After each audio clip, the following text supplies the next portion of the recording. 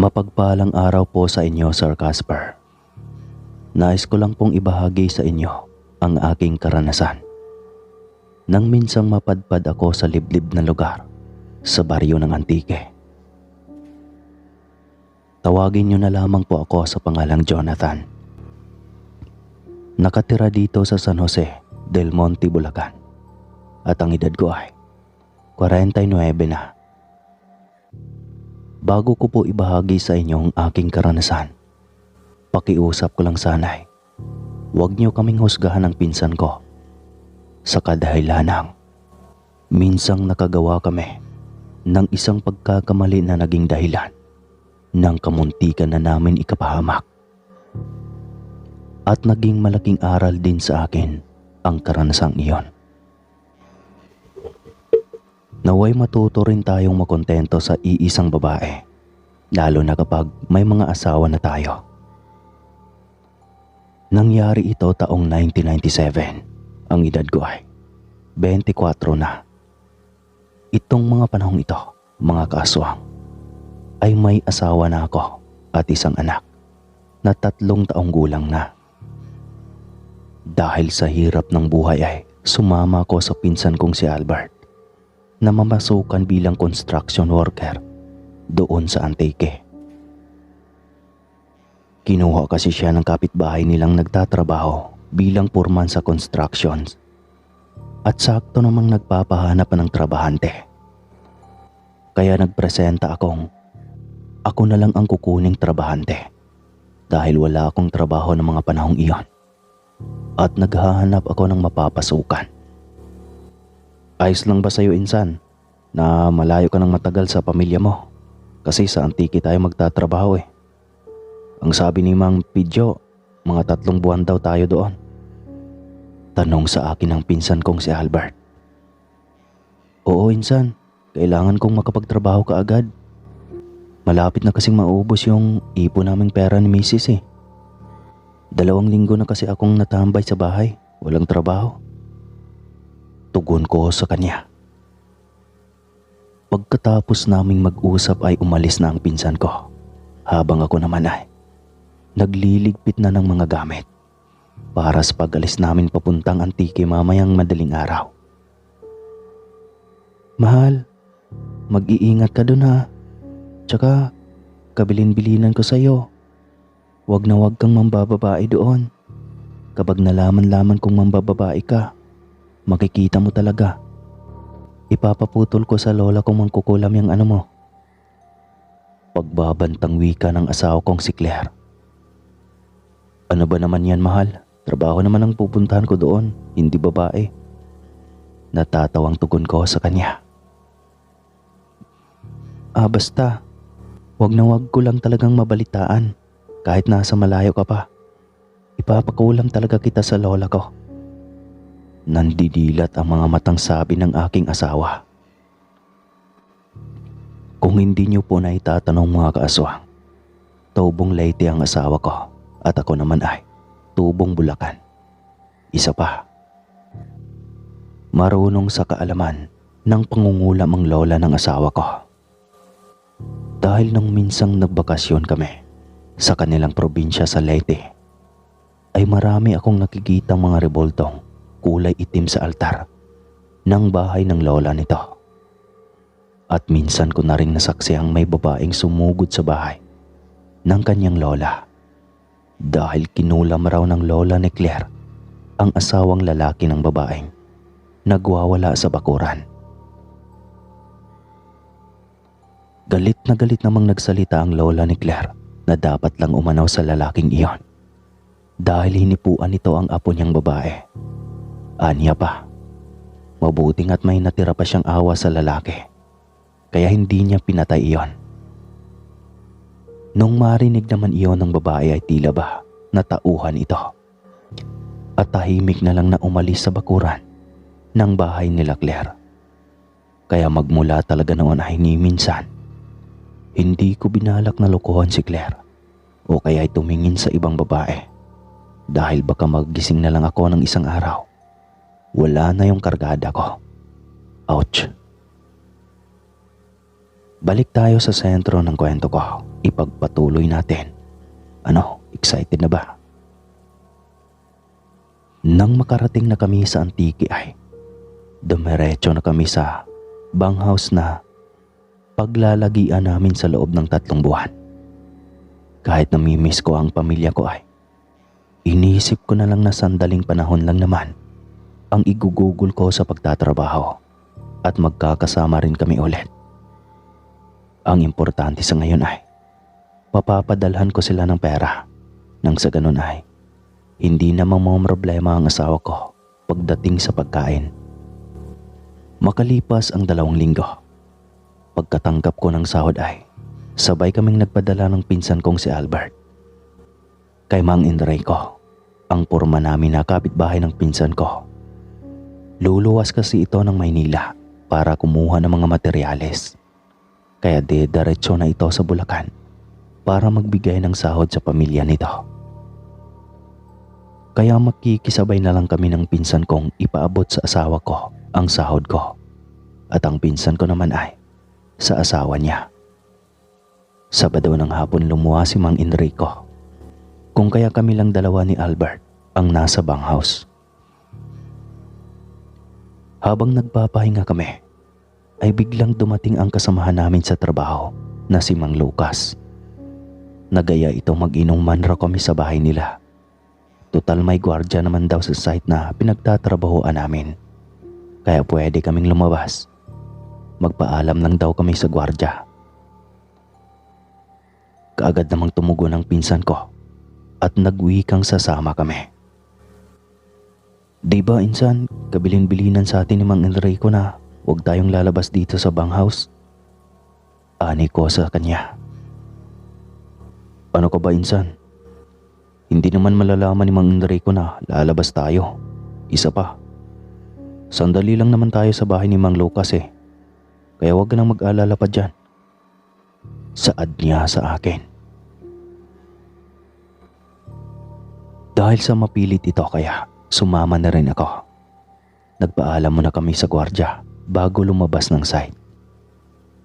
Pero bago kami payagan ng gwardya na makalabas ay paulit-ulit pa nitong tinanong kung saan kami pupunta. Kaya sinabi kong sa kanyang sa bahay ni Mang Lucas. Hindi ko alam kung guni-guling ko lang ba o tamang hinala lang. Dahil pakiwari ko ay may gustong sabihin sa akin ng gwardya. Subalit hindi niya masabi-sabi ito dahil lumapit na sa amin si Mang Lucas. Ilang sandali pa ay naglakad na kami patungo sa bahay ni Mang Lucas. Habang naglalakad kami, ay napapansin kong tila palayo na kami ng palayo sa mga kabahayan. At paiksi ng paiksi na rin ang dinadaanan namin. Hanggang sa tumambad sa amin ang maliit na daanan, papasok sa kagubatan. Sandali pa akong huminto at tumingin sa pinsan ko. Dahil para bang may bumubulong sa akin na huwag na akong tumuloy. Ngunit sadyang makulit ang pinsan ko at pilit na hinahawakan ako nito para magpatuloy na sa paglalakad. Makalipas ang ilang minutong lakaran ay tumambad na sa amin ang hindi kalakahihang bahay ni Mang Lucas. Habang papalapit pa lang kami sa kanilang bahay ay may nakita kaming 4 na kadalagahang nakaupo sa labas ng bahay. Nakangiti namang binati ko ang mga ito bilang pagbigay galang. Gumanti naman ang ngiti ang 4 na dalaga.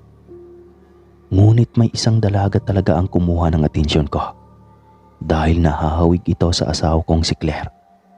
Kaya hindi ko maiwasang tignan siya.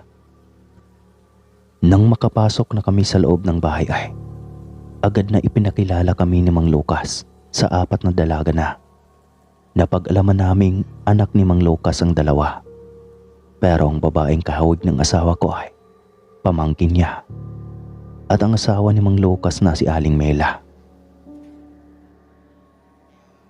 Inutusan ni Mang Lucas ang 4 na maghanda ng alak dahil magkakatay siya ng manok para gawin naming pulutan. Napansin ko namang kumilos kaagad ang mga dalaga at tila ba sayang-saya ang mga ito. maliban lang sa pamangkin ni Mang Lucas. Seryoso ito ng mga sandaling iyon at walang kangiti-ngiti sa mga labi. Ilang sandali pa ay nakapaghanda na ng inumin at nakapagkatay na rin ng manok si Mang Lucas. Kaya inumpisa na namin ang pag-iinom. Sa gitna ng pag-iinom namin ay may dalawa pa kaming kasamahang dumating na sina Joey at Bitoy.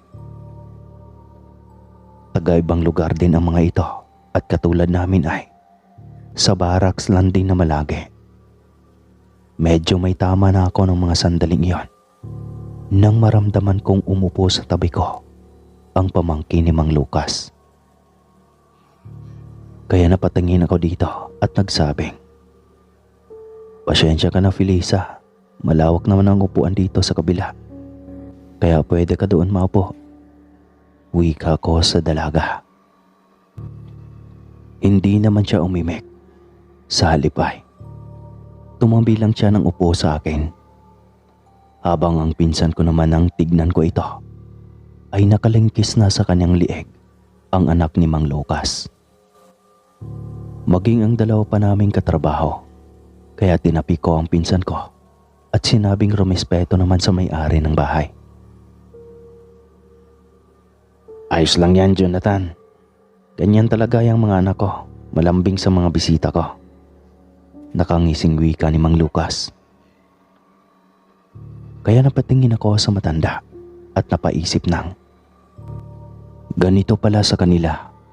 Hinahayaan lang na makipaglampungan ng kanilang mga anak sa mga kainumang lalaki. Napansin ko ring parang sinisinyasan ni Mang Lucas si Felisa na mas dumikit palalo sa akin.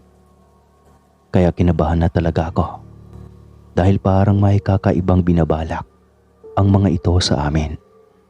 Isa pa, sinong matinong tatay ang ibubugaw sa kainuman nito ang mga anak at pamangking babae? "Pasensya ka na, Felisa. Kung pera ang kailangan mo, wala na ako noon. Dahil pinadala ko na sa asawa ko." Bulong ko sa kanya.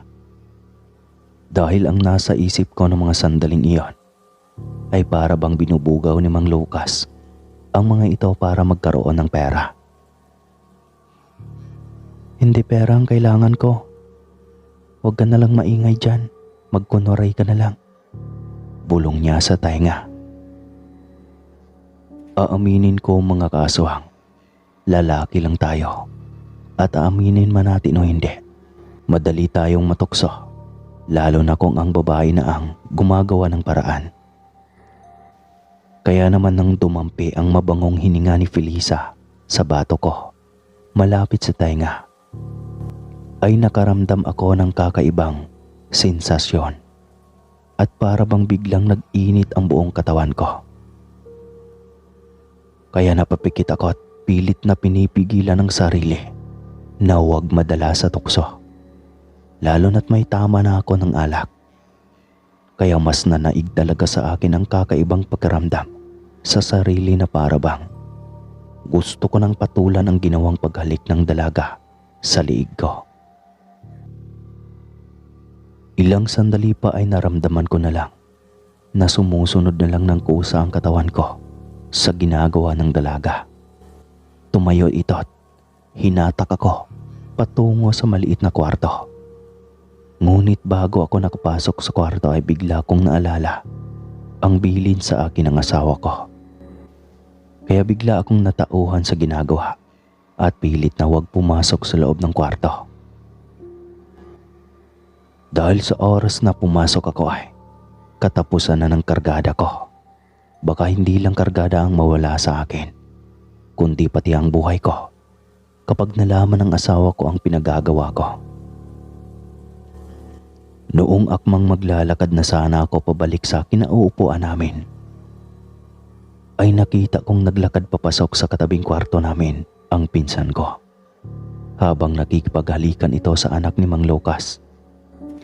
At nasipat ko pang tila nagkukumahog itong hubaran ang dalaga bago isinara ang pintuan. Bigla akong nakaramdam ng galit sa sarili dahil hindi naman babae ang pinunta namin dito kundi trabaho.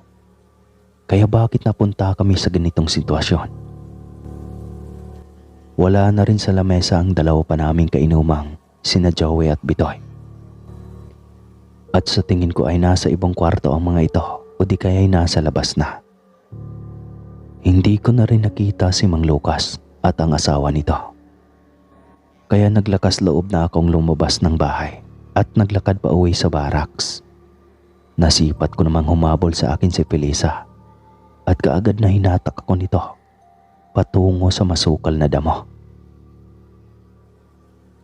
Ano bang ginagawa mo, Felisa? Di ba sabi ko na sa'yo na hindi ko na naituloy pa ang sasabihin ko nang bigla niyang takpan ang bibig at sinabing huwag akong maingay dahil maririnig ako ng tiyuhin niyang si Mang Lucas. Ano naman kung marinig niya? Galit na tanong kong pabulong sa kanya. Kayo talagang mga taga-ibang lugar, no? Basta-basta na lang kayong sumasama kapag may nag-aayang makipag-inuman sa inyo. Kahit nasabihin pang kasamahan niyo sa trabaho. Ni hindi niyo man lang kinilatis muna kung mapapahamak ba kayo sa ginagawa niyo o hindi. Wika nito sa mahinang boses. Ano bang pinagsasabi mo? Tanong ko sa kanya. Akmang magsasalita pa sana ako nang bigla niyang takpan ang bibig ko at may itunuro sa labas ng bahay nila. Nung tignan ko naman ay nakita kong naghahasa ng itak si Mang Lucas habang ang kanyang asawa naman ay may bitbit na malaking kaldero patungo sa likuran ng bahay.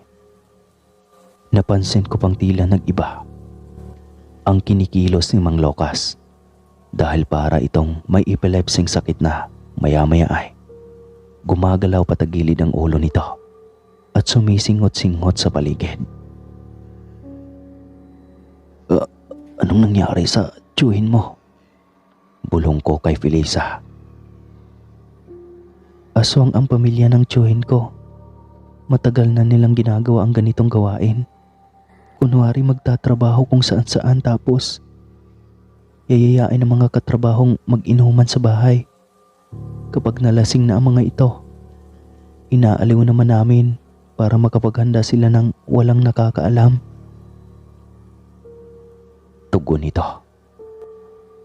Sandali akong napaatras dahil sa narinig kong aswang ang pamilya ni Mang Lucas. Dahil kung aswang sila, malamang aswang rin si Felisa. Kung iniisip mong isa akong aswang, nagkakamali ka. Dahil hindi aswang ang pamilya ko. Napunta lang ako sa kanila dahil namatay sa trahedya ang mga magulang ko.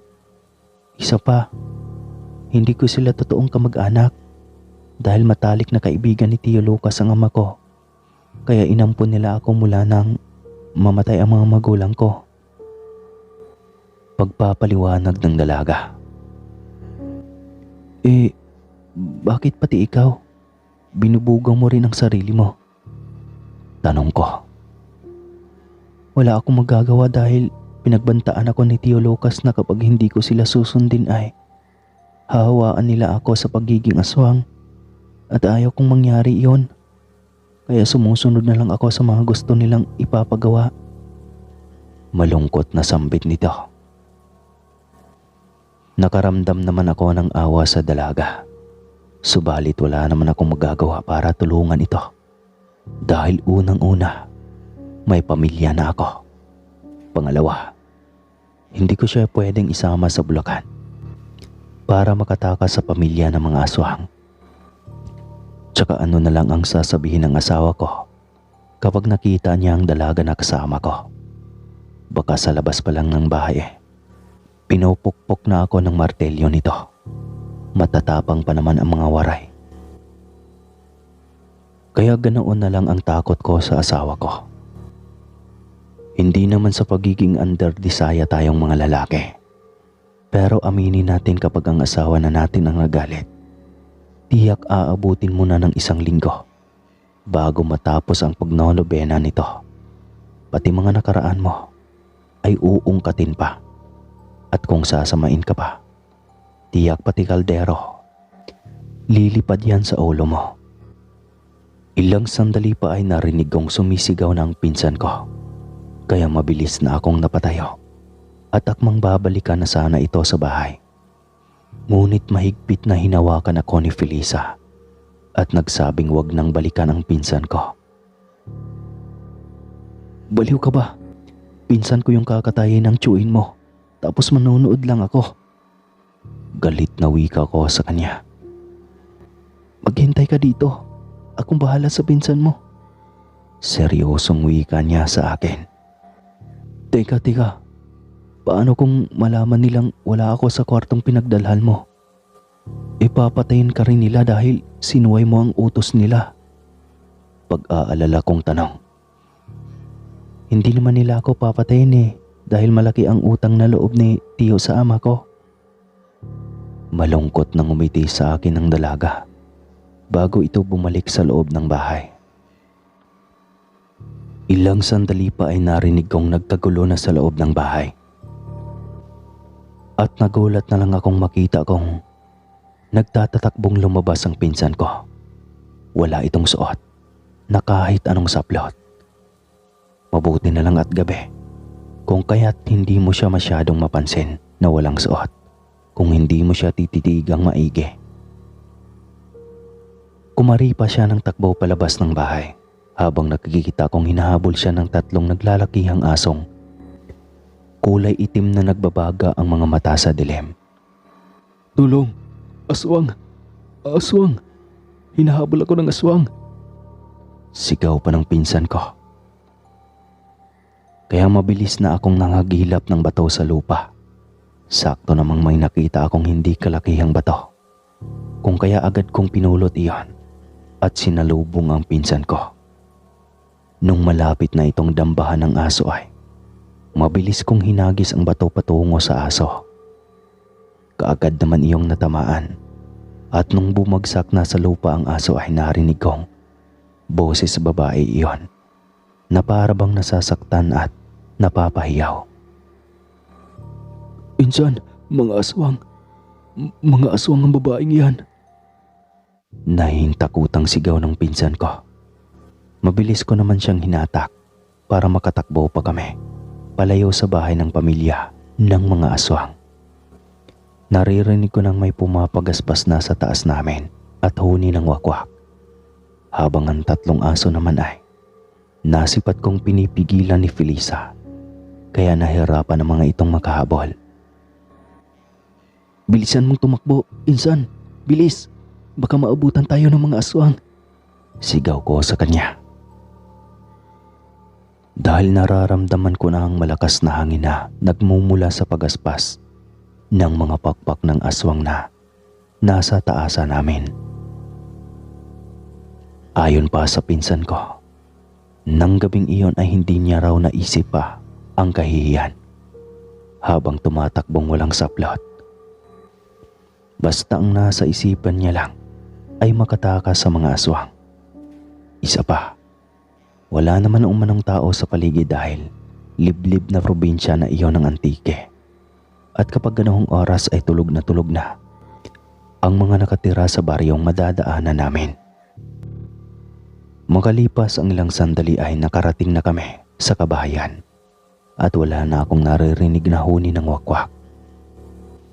Kaya napahinga na ako ng maluwag dahil hindi na kami sinundan pa ng mga aswang. Pero hindi pa rin kami humihinto sa pagtakbo hanggang sa makarating na kami sa barracks namin. Sandali pang nagulat ang gwardyang panggabi nang makitang walang damit ang pinsan ko. At kaagad namang pinahiram niya ng panyong pinsan ko para may pantakip man lang ito sa harapan papunta sa pinakakwarto namin. Kwento naman namin sa gwardya ang nangyari kaya hinatid niya kami sa inuukupang pwesto para makapagbihis na ang pinsan ko. Yan nga sana sasabihin ko sa inyo kanina. Kaso hindi ko nasabi kasi biglang lumapit si Mang Lucas sa inyo. Matagal na akong nagtatrabaho dito at alam kong bantog na aswang ang pamilya ni Mang Lucas. Kaya nga si Bitoy at si Joey binalaan ko nang wag nang pumunta. Kaso hindi nagpapigil Wika ng gwardya sa amin. Nung pinagsabihan ko nga, pinagtawanan pa ako ng mga ito. Kaya pinapirma ko na lang. Katibayan na lumabas ang mga ito sa barracks. At wala na akong pananagutan sa kanila kapag hindi na sila nakakabalik pa dito. Pahabol na wika ng gwardya. Doon ko naalala at napasabi sa isipan na, oo nga pala, si Joey at Bitoy, nasa na sila? Bakit hindi ko silang nakitang lumabas ng bahay ni Mang Lucas? Sising-sisi naman ang pinsan ko sa nangyari sa kanya. At ang mas pinagsisihan niya ay ang nangyari sa kanila ng anak ni Mang Lucas. Dahil paano kung malaman ng asawa niya ang kataksilang ginawa niya? Yan kasi, pinagagawa mo. Hindi mo man lang inisip ang pamilya mo. Ngayon tumatakbo ka tuloy ng walang saplot. Natatawang sermon ko sa kanya. Binalik naman ito ang tanong sa akin, kaya sinabi ko sa kanya na buti na lang at takot akong makulam ng asawa ko. Kaya napigilan ko ang sarili kong wag nang gumawa ng ikakamatay ko. Kinabukasan ay hindi na nga namin nakita si Mang Lucas. Maging sina Bitoy at Joey ay wala na rin. Hindi naman kami nagreklamo pa dahil kapag isinumbong namin sa mga otoridad ang nangyari ay wala din namang maniniwala dahil hindi lahat ng mga kapulisan ay naniniwala sa mga aswang. Natapos din namin ang kontrata sa Antique pero kahit kailan ay hindi na kami lumabas pa ng barracks tuwing sasapit ang gabi. Hanggang sa nakauwi na kami sa Bulacan. At hanggang dito na lang po ang aking kwento mga kaswang. Maraming salamat po. Muli, ako po si Jonathan ng Del Monte, Bulacan. Ingat palagi mga right.